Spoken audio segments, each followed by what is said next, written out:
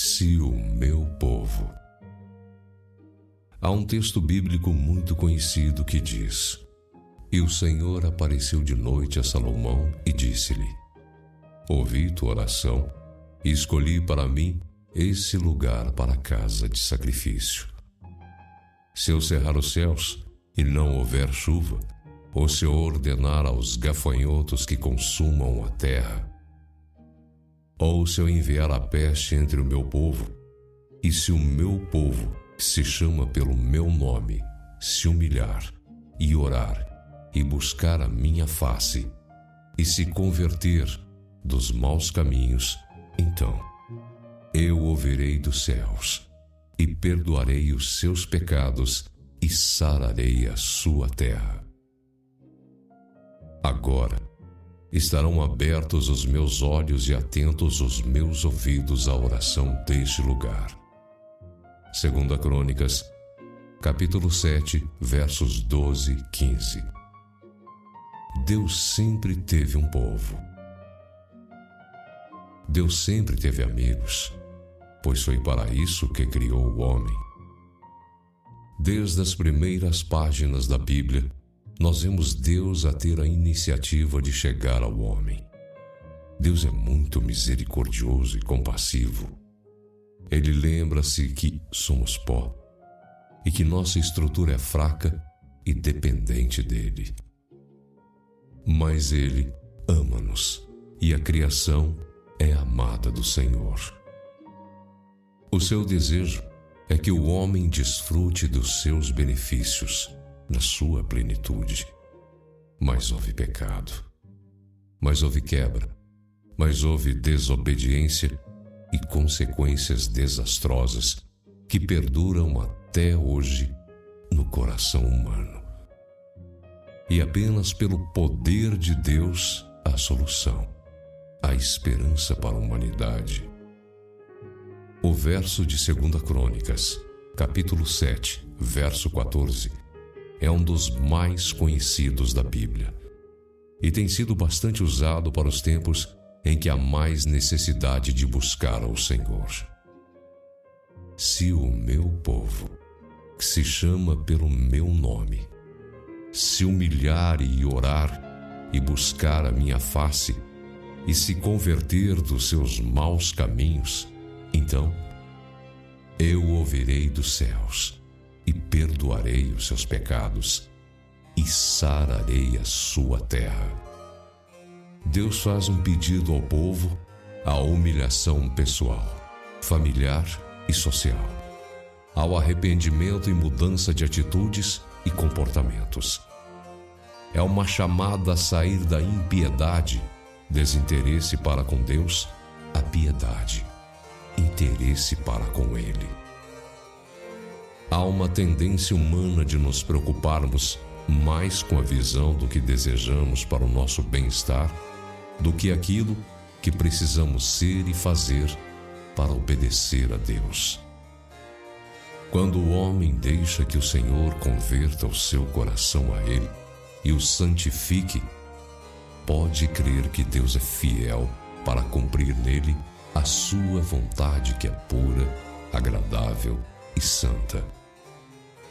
A bênção descerá sobre o justo, a sua família, a sociedade e as nações que temem ao Senhor.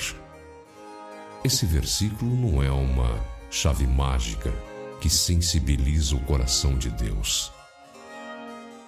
Deus é soberano. Ele vai cumprir o seu propósito nas nossas vidas. Mas ele requer a mudança de uma atitude e de coração do seu povo. Deus tem nesse mundo um povo que o busca, que o ama, mas também conhece aqueles que não preenchem os requisitos necessários para fazerem o que quer que seja. Deus está disposto a fazer grandes coisas, que seu reino seja estabelecido com poder nessa terra. E nós também queremos que Deus faça, mas a seriedade dos passos requeridos pelo Senhor são para serem obedecidos. Aquilo que Deus diz é irrevogável, é para se cumprir. A chamada de Deus para que nos humilhemos continua levantada. O seu amor por nós é infinito. A nossa humilhação perante Ele relaciona-se com a necessidade de nos reconhecermos a nossa condição pecaminosa, a separação que o pecado fez entre nós e Ele, e o nosso desgosto por essa separação. Ao decidirmos viver longe de Deus e de sua vontade, ofende o seu coração e afeta-nos fatalmente, e pode levar-nos a uma morte eterna. A vida eterna, viver para sempre com Deus, que é-nos ofertada pela sua graça, e a morte eterna, separação eterna de Deus, como consequência da rejeição humana à oferta de Deus. Os nossos pecados precisam ser confessados e abandonados. O desejo de Deus é a nossa santificação. Para isso, Jesus já pagou o preço. Basta ao homem se aproximar de Deus e, arrependido, pedir-lhe perdão convicto e com desejo de mudança e pureza. O próprio Deus vivo e verdadeiro, que vê e ouve a oração e o coração do homem, sabe que somos falhos, que temos tendência pecaminosa, que sem Jesus e seu Espírito Santo isso seria impossível. A boa nova para esse tempo da graça de Deus é que o Pai olha para nós através do seu bendito Filho, o nosso advogado perante o Pai, o justo juiz. Jesus não só nos defende, como já pagou o preço do nosso resgate. Nós somos redimidos, resgatados, salvos por Ele. Imagina que o nosso advogado sofreu todo o castigo que nós merecíamos, contrariamente ao que os advogados humanos fazem, pois somente defendem a nossa causa, e temos de pagar para que isso aconteça. Mas Jesus Cristo verteu até a última gota do seu sangue por nós. Ele foi imolado em nosso lugar. Todo o sangue de Jesus Cristo foi vertido da cruz para a terra, até a última gota, e ainda hoje tem poder para salvar qualquer ser humano que se volta arrependido para o seu Deus, tornando-se assim seu filho.